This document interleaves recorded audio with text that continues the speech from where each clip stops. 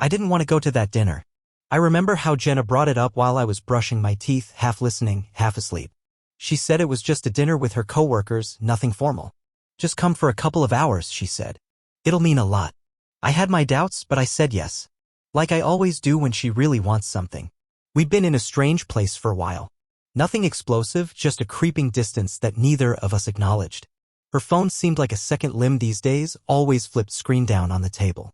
She'd been working late more than usual, shrugging it off with casual explanations. I chalked it up to stress, to deadlines, to things I didn't want to dwell on. But I was starting to feel like a guest in my own marriage. Still, I told myself not to read too much into it. Maybe this dinner would help. The place she picked was a trendy little spot in the city, one of those restaurants with reclaimed wood tables and lighting dim enough to make anyone look like they had something to hide. She looked stunning when we arrived. Her dark green dress fit perfectly and her hair was pulled back in that effortless way that probably took an hour to get right.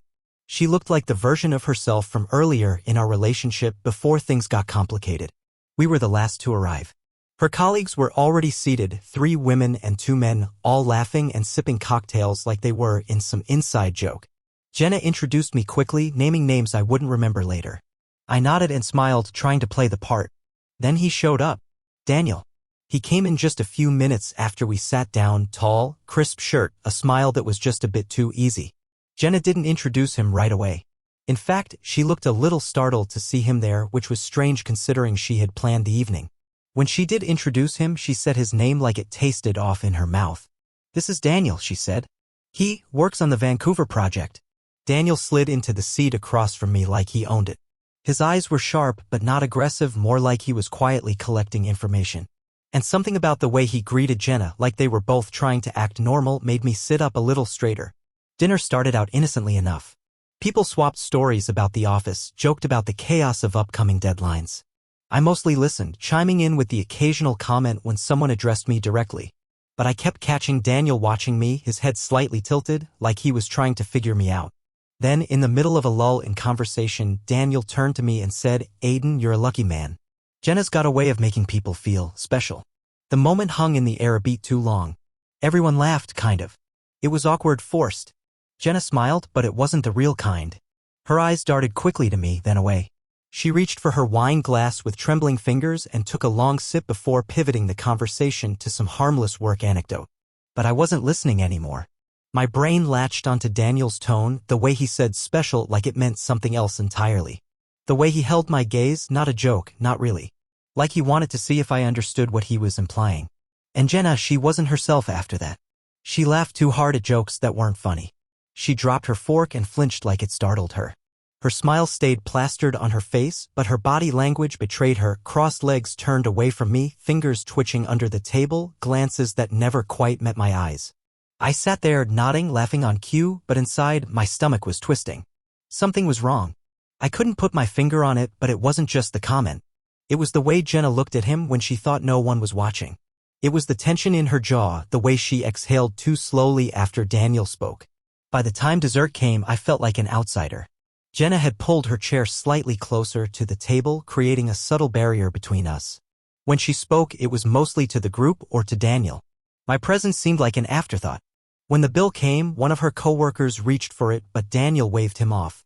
I've got it, he said, flashing a grin that didn't reach his eyes. Consider it a celebration. Celebration of what?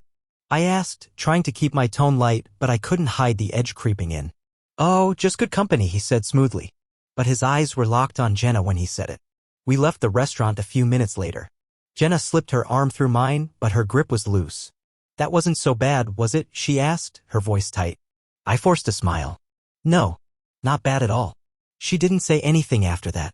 We walked to the car in silence, the sound of our footsteps echoing off the pavement. When I opened the passenger door for her, she hesitated before getting in, like something was on the tip of her tongue, but then she just nodded and slid into the seat. The drive home was quiet. Too quiet. I stared at the road, hands tense on the steering wheel, running over everything in my head, every glance, every awkward pause, every twitch of Jenna's fingers. She kept looking out the window like there was something out there worth watching. Her phone buzzed once in her purse and she flinched, quickly silencing it without checking the screen. I didn't ask who it was. I didn't have to. When we got home, Jenna went straight upstairs, mumbling something about being tired. I sat on the couch in the dark for a long time, staring at nothing, listening to the muffled sounds of her moving around above me. Something had shifted that night. I didn't know exactly what, but I could feel it in my bones. It was like I had been invited to a play and suddenly realized I was the only one who didn't know the script. And Daniel's words, they wouldn't stop echoing in my head. Jenna's got a way of making people feel special. I didn't sleep much that night. I didn't sleep much after the dinner. I lay in bed next to Jenna, staring at the ceiling, listening to the subtle rise and fall of her breathing. She'd fallen asleep quickly, or at least pretended to. Her back was turned toward me and there was a gap between us wide enough to fit the silence that had been growing for months. The comment from Daniel kept echoing in my head. Not just the words, but the way he said them. Calm. Casual. Like he was slipping something into the room and watching to see who noticed. And Jenna, her reaction wasn't just nervous. It was fearful. I replayed the moment again and again, dissecting it from every angle like I was trying to solve a puzzle that had no clear picture. The next morning, I woke up before Jenna. I just laid there, eyes open, staring at the muted gray of the ceiling, and something started pulling at me, memories.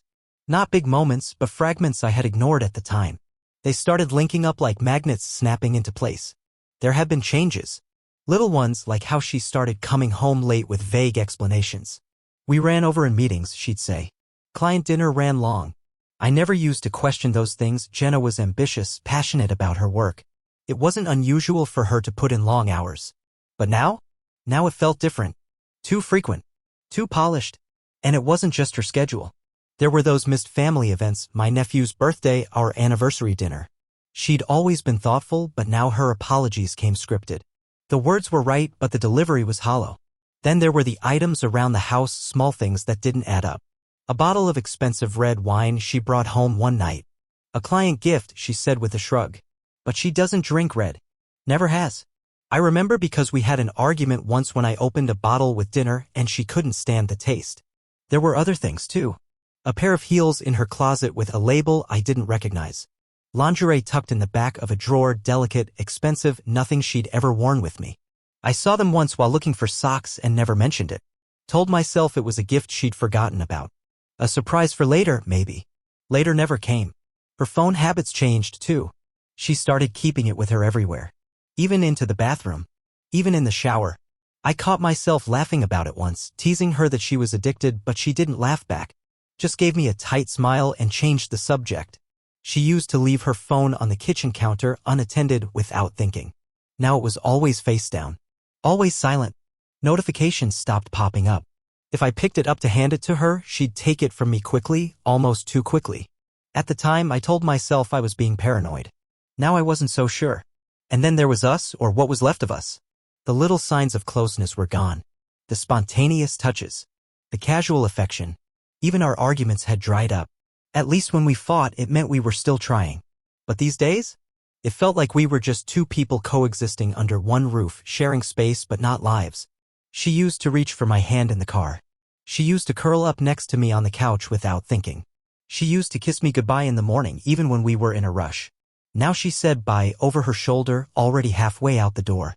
I'd asked her once, a few weeks back, if everything was okay between us. We were in the kitchen, she was making tea, I think. I can't remember exactly what led me to ask, but I remember the look on her face when I did. She blinked, surprised.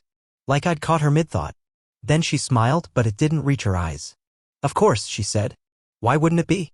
I didn't press. Maybe I should have. Back then, I convinced myself it was just stress. Work, life, the rhythm of being together for years. Things ebb and flow. That's what people say. I told myself that. Believed it. But now, sitting with everything that had been building, I felt the pattern. Her disinterest wasn't a phase. It was a decision. I started to pay attention to things I'd brushed off before. Like the way she took extra care getting ready for work. I'm talking full effort, hair done, makeup perfect, heels even on casual Fridays. Not that she didn't take care of herself before, but this was different. Intentional. It wasn't for me. I knew that much. She stopped asking me about my day. Conversations became shallow, rehearsed. If I brought up anything serious, money, family, plans, she'd deflect or suddenly need to get back to work. I remember walking into the bathroom one night and seeing 2 wine glasses in the sink. We hadn't had wine. I'd been out with friends. She told me she stayed in and watched a movie. I asked her about it casually, trying not to sound accusatory. Oh, she said. I just poured one for myself and forgot. I didn't finish it. That didn't make sense. But I let it go. Now it felt like every little crack I'd ignored was widening, splitting apart to reveal what I hadn't wanted to see. There was a Sunday, 2 months ago maybe, when she said she was going to a wellness seminar with some colleagues. I offered to drive her, but she insisted on taking a rideshare. It's on the other side of the city, she said. It'll be a hassle for you. She came back hours later, saying it ran long. She seemed flushed, oddly giddy. She carried a shopping bag with a designer logo I hadn't seen before. I asked about it, joking. Seminar come with a gift shop? She laughed and said she'd treated herself after. Retail therapy, she called it. Later that night, I noticed the bag was gone. Disappeared. Nothing new in the house that I could see. She never mentioned it again. I told myself I was being ridiculous. But when your gut keeps whispering, it gets harder to ignore. The thing is, we weren't always like this. We used to talk for hours. We used to lie in bed and plan vacations, name future kids we hadn't had yet. There was a time I could read her with one glance. I'd know when she was upset before she even said a word. Now she was a stranger wearing a familiar face. And I hated the version of myself I was becoming. Checking details. Noticing timelines. Doubting my own memories. Trying to trace moments like evidence in a case I didn't want to be investigating. But when you feel the walls shifting, you can't just sit there and pretend they aren't. So I started paying attention. Every word. Every silence. Every slip of the tongue. Something wasn't right. I didn't have proof, not yet, but my instincts were louder than they'd ever been. And I was tired of pretending not to hear them. The morning it happened didn't start with any kind of warning. No ominous music. No sixth sense tingling at the back of my neck. Just a normal, overcast Thursday. I was in the kitchen feeding Cooper, our golden retriever, when I remembered I needed to print out the travel tickets for my upcoming trip to see my brother. Jenna's laptop was closer and already sitting open on the dining room table, screen half asleep but unlocked. We shared the Wi-Fi. We shared a house. A life. Why wouldn't I use her computer? I clicked the trackpad. The screen lit up instantly. Chrome was open. No password prompts. Just a browser window still loaded with a private messaging thread. What caught my eye first wasn't the content, but the name. Daniel. The same Daniel from dinner. The same man who made that offhand comment about Jenna making people feel special.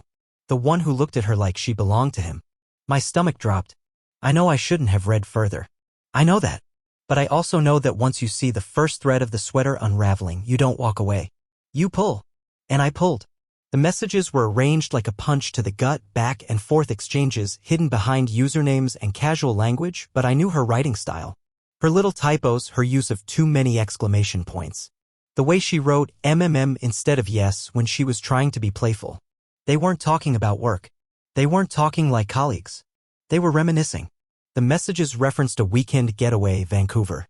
She had told me it was for a seminar, something about team building and cross-department collaboration. I remember feeling guilty for being annoyed about her leaving town. I even packed her suitcase for her that morning. But the chat told a different story.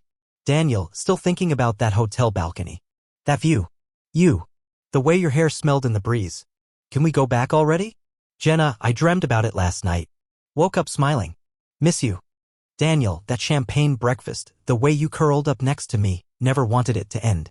Photos were attached. Not many, but enough. One showed a view from a high-rise balcony. 2 glasses of champagne. Her legs, definitely hers, stretched across a lounge chair. His hand resting across her ankle. Another photo of their hands entwined, a familiar bracelet on her wrist, the one I gave her on our 5th anniversary. I stared at the screen for a long time. My heart didn't break. It didn't shatter. It just stopped. It was like everything inside me went quiet. I wasn't angry. Not yet. That came later. First, I felt disbelief. That irrational part of me still hoped there was some other explanation. Maybe it wasn't what it looked like. Maybe it was old. Maybe it was photoshopped. I clicked around the conversation looking for something, anything that would make it untrue. But there it was. Time-stamped. Dated. Lined up perfectly with the weekend she was at the seminar.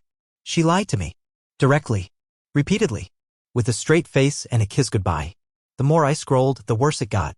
Inside jokes. Plans to see each other again. Mentions of things they'd done that weekend, things Jenna had once told me she didn't like. Like hiking. She'd always said it wasn't her thing, that she hated the bugs, the sunburn. But here she was, gushing about a trail they took and how natural it all felt. She wasn't just spending time with him. She was changing for him. The real twist of the knife came near the end of the conversation. Daniel, can't believe you went back to him after a weekend like that. Jenna, it's complicated.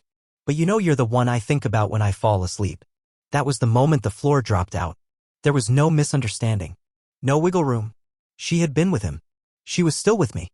And her heart, whatever part of it she hadn't already compartmentalized, was leaning towards someone else. I didn't make a sound.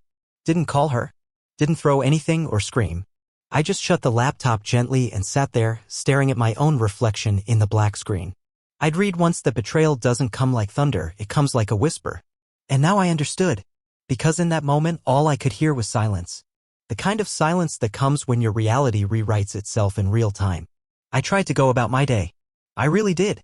I walked Cooper. I made coffee. I even tried answering some work emails, but everything felt foreign, like I was playing house in someone else's life. She texted me around noon, hope your morning's going okay. Missed you when I left. Love? I stared at the message for 10 minutes before replying, busy morning. All good. That's when the anger came. It was quiet at first, just a slow boil under my skin. But it built with every memory that resurfaced. Every time she looked me in the eyes and told me she loved me. Every time she said she was just tired when I leaned in to kiss her. Every excuse. Every lie. The betrayal wasn't just physical. It was layered, strategic. It was in how she planned it all so seamlessly. How she kept smiling at me through it. How she let me pack her suitcase for a weekend she was spending in someone else's arms. I looked around the house and started seeing it differently. The throw blanket on the couch, she brought it back from Vancouver. I remember because she said it was from a boutique near the seminar. The wine in the rack, the same label from the balcony photo. The necklace on the kitchen counter, one I didn't recognize, likely a gift from him. How long had I been living in this illusion? And worse, how much of it had she curated just enough to keep me from noticing? I thought about calling her. Demanding answers. But what was the point? The truth was already right in front of me. I didn't need her to say the words, I had them in writing. Instead, I sat back down at the table. Opened the laptop again. Took photos of the screen with my phone, just in case. Not for revenge. Not to throw in her face. Just because I needed to remember this moment clearly. Because no matter how much I might try to rationalize it later, I never wanted to forget what betrayal looks like in black and white. That night, I didn't wait up for her. I didn't even speak to her when she got home. I just lay in bed, facing the wall, pretending to sleep while she tiptoed around the room. She kissed my shoulder before slipping into bed. Love you, she whispered. I didn't respond. Because I couldn't figure out what was worse, the lie she told or the way I had trained myself to believe her. I woke up before dawn the next day, but it wasn't because of the sunlight or the usual stirrings of Cooper wanting to go out. It was something heavier, something colder, a pressure in my chest that had been building since I saw those messages. I watched the ceiling for a long time, feeling the weight of it all settle in. Jenna was still asleep beside me, breathing quietly, the picture of peace. Peace was the last thing I felt. I got up without waking her. Walked Cooper along the bay path as the sky turned from gray to gold. I didn't have a plan yet, not really. But I knew I couldn't stay. Not in the same house.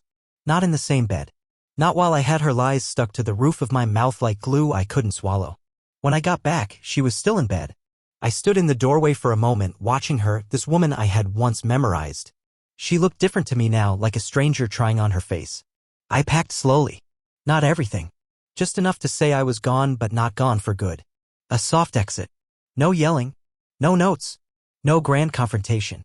I took a backpack, some clothes, my laptop, Cooper's leash and food. Left my phone on the kitchen counter, screen up, unlocked. I knew she'd see the missed calls later. I knew she'd wonder. I got in the car with Cooper in the back seat, tail thumping against the window, and I just drove. I ended up at a small waterfront hotel about 40 minutes from the city, one of those quiet places meant for people trying to forget things. I paid for a week up front. No questions. No baggage, at least none the front desk could see. Once in the room, I set Cooper's bed in the corner and collapsed onto the mattress. The silence was staggering. No email alerts. No buzzing text messages. No Jenna laughing in the next room while talking on speakerphone. Just the hum of the AC and the occasional bark from someone else's dog down the hall. I stared at the ceiling. Not because I was thinking anything useful. My mind was blank, a dull static hum filling the space where thoughts used to live. Eventually, I turned off my phone completely. Not just airplane mode off. Cold, dark, silent. I didn't want to be found. Not yet. I didn't want explanations. Or worse, excuses disguised as apologies. I already knew what she would say. It was a mistake. I didn't mean to hurt you. It just happened. But affairs don't just happen. They take planning. They take lying again and again until it becomes muscle memory. I imagined her waking up and walking downstairs, calling my name when she didn't see me. Seeing the empty dog bed. The phone on the counter. I pictured the look on her face, the panic, the confusion. And I hated that I could still visualize her so clearly. That even in this mess, my mind was painting her in detail. That first day in the hotel, I barely moved. Took Cooper out for short walks, ignored the world. I sat on the balcony overlooking the bay, watching the tide roll in and out. Boats passed slowly, their hum distant and irrelevant. It was like being underwater while everyone else lived on the surface. By the second day, the texts and missed calls had piled up. I checked them on my laptop out of morbid curiosity. Jenna had messaged me more times than I could count. At first, they were casual. "Hey, where'd you go? Call me." Then they got more urgent. "Aiden, are you okay? This isn't like you. Please talk to me." By that night, they'd turned frantic. "I'm worried. Did something happen? Please answer." I didn't. I knew that tone. It wasn't remorse, it was fear. But not fear of losing me. Fear of losing control of the narrative. Jenna had always been composed, even in arguments. She hated not knowing the next move, not being in control of how things played out. My silence was rewriting the story she thought she was telling. On day 3, I woke up to find a new string of messages that hit a different tone entirely. "Aiden, I don't know what you saw, but I can explain. It's not what you think." The audacity of that sentence stunned me. After everything. The photos. The messages. The hotel. How could she still be trying to reshape the truth? I slammed the laptop shut and sat on the edge of the bed, hands trembling. Cooper laid his head on my foot, sensing something was off. I scratched behind his ears, grounding myself in the one thing that felt real. This was the thing, her distress didn't move me. Not anymore. It didn't feel like guilt. It felt like panic. Not the panic of someone who lost something meaningful, but of someone who lost control of the outcome they'd carefully crafted. That's what burned the most. I wasn't grieving her betrayal. I was grieving the version of myself that had trusted her so completely. Later that afternoon, I stood at the window and watched a young couple walk by on the sand below. They were laughing, barefoot, kicking water at each other like they had no idea how good they had it. Or maybe they did, and that's why they laughed. I used to believe in that kind of ease. I used to believe in her. That night, I sat on the balcony again, the sun disappearing behind a pink haze over the water. I sipped a beer and let the silence settle. Not the kind that hurts, the kind that lets you breathe again. I thought about all the times I had looked at Jenna and seen my future. All the little traditions we built, movie nights, Chinese takeout on Fridays, the way she insisted we listen to old jazz records when it rained. Now every one of those memories felt like a scene from a film I wasn't sure I'd actually lived. I wasn't sure who she really was. Or maybe I had always known and I just refused to look too closely. Some people cheat because they're bored. Some because they're scared. Others because they're chasing some version of themselves they lost along the way. I didn't know where Jenna fell on that spectrum. I wasn't sure it mattered anymore. What I did know was this: when someone chooses to lie to you, repeatedly and with that much precision, it's not just a moment of weakness. It's a statement. A silent declaration that your feelings are secondary to their desires. So I stayed away. From her. From our house. From the life we built.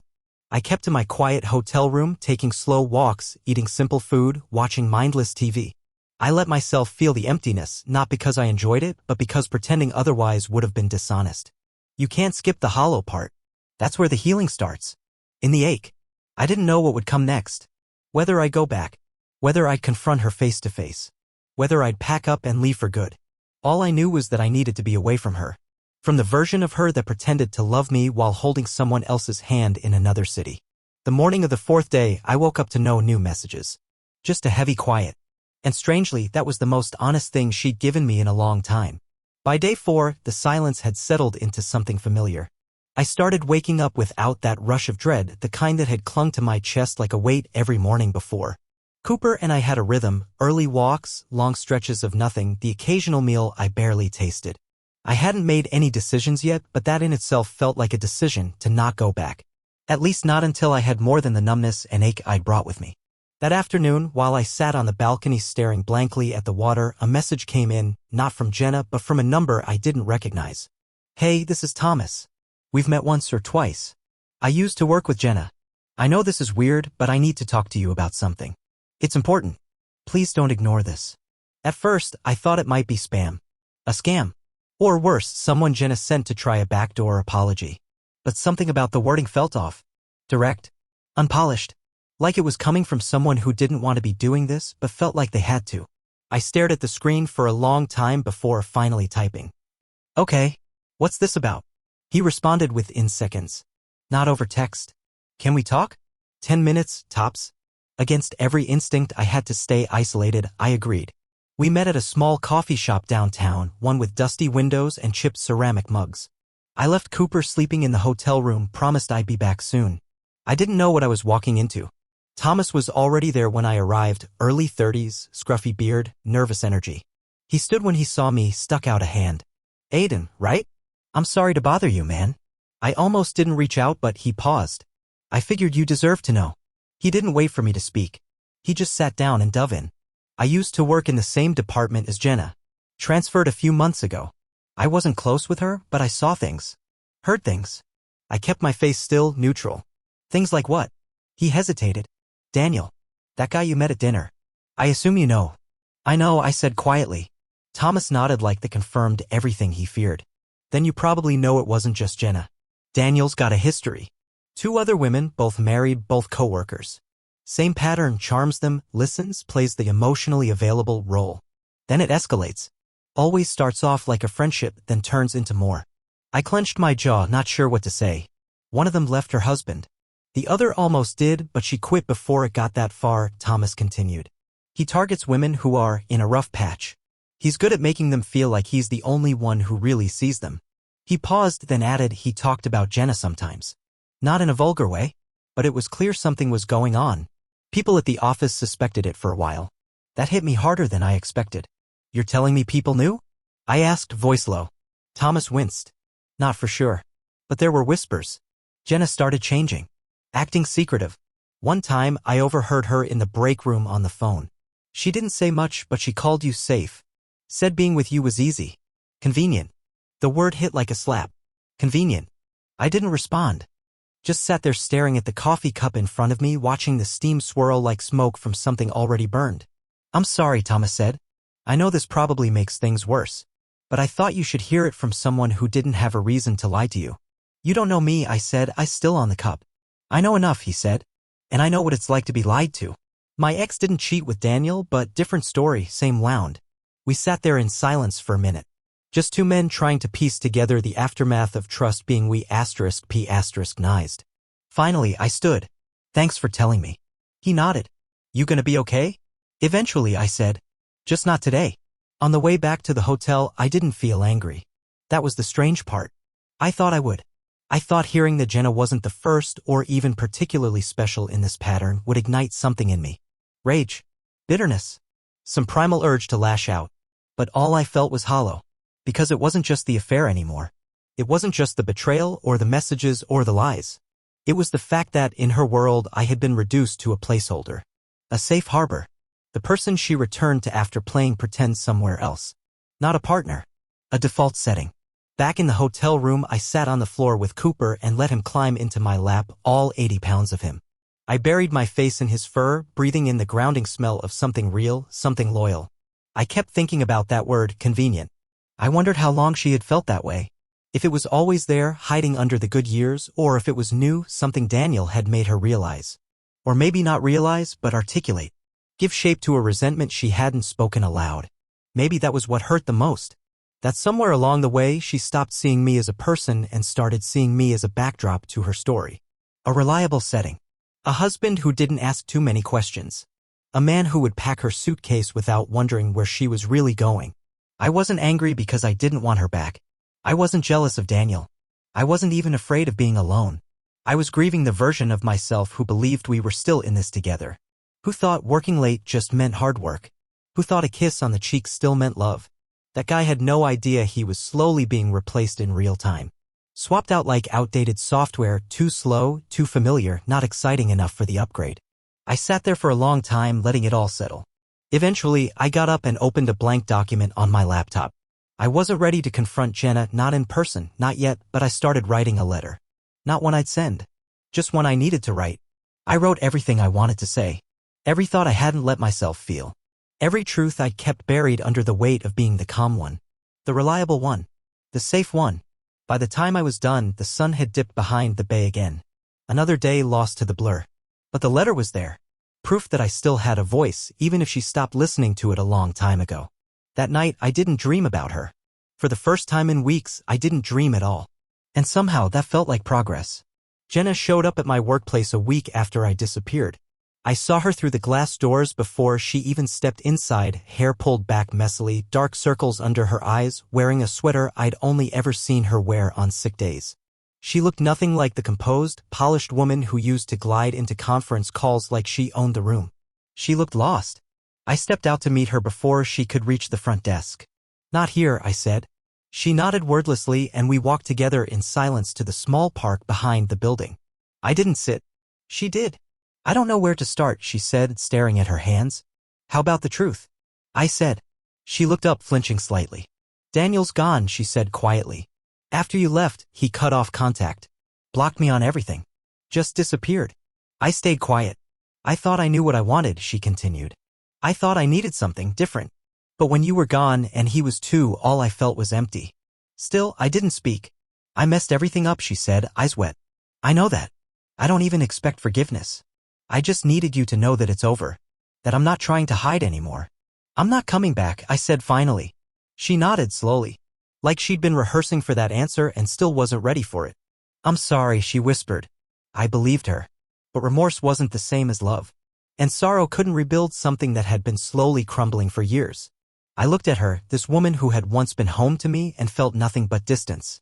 She wasn't a villain. She was just someone who stopped choosing me. I never went back. Instead, I found a small apartment near the water. Nothing fancy, just quiet, clean, mine. I brought Cooper, a few clothes, my books. That was enough. Mornings became a ritual.